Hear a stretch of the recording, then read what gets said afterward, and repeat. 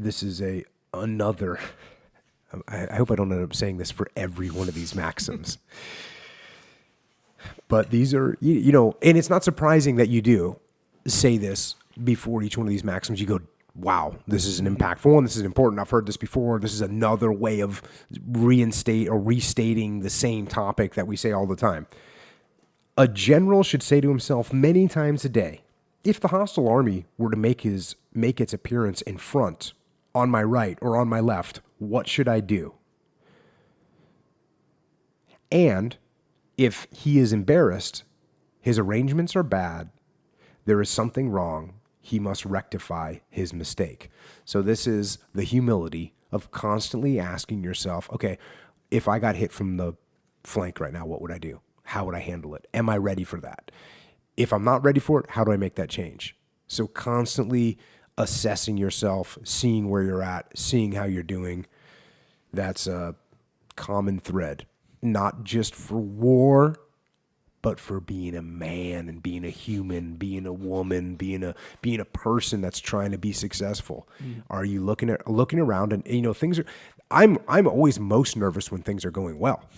When things are going well, I'm always thinking, okay, when is the bad thing going to come and hit me? Right. How do I prepare for that? How do I watch out for it? How do I flank that thing before it happens to me? Yeah, a lot of times people will get in a way, revel in the success, right? And they'll get used to it. It'll get good to them. They'll get used to it. And then, when something does go bad or just different, even a lot of times. Blindsided. Yeah, they're just so into that success and immersing themselves in that success then.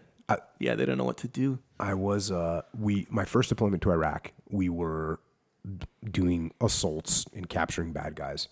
And we got a guy, and then we went and got another guy right on top of them. We interrogated that guy. We broke down some cell, and my commanding officer at the time, he came to me and he said, "Hey, Jocko, those, I think it was 4 missions in a row within 24-hour period." And he said, "Hey, those operations, that was awesome. Awesome work. Tell your platoon they did a great job getting the information, going back out there, a quick planning cycle.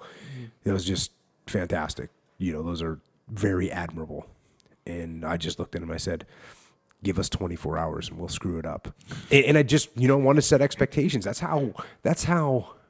That's to avoid what you were talking about, to avoid being like, "That's right." I said, "No, hey, you know what, sir?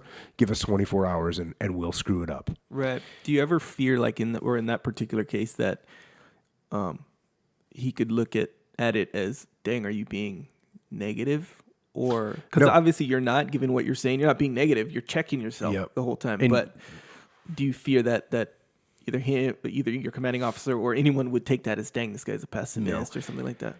No, I had a great relationship with all my commanding officers. I always say that's my responsibility is to have a great relationship with these guys. And so he knew that I was just being humble and making sure that we weren't getting cocky, even though he was trying to fire me up. And he's probably trying to do that because everyone was kind of burned out. I mean, from staying awake for a long period of time and doing a bunch of ops.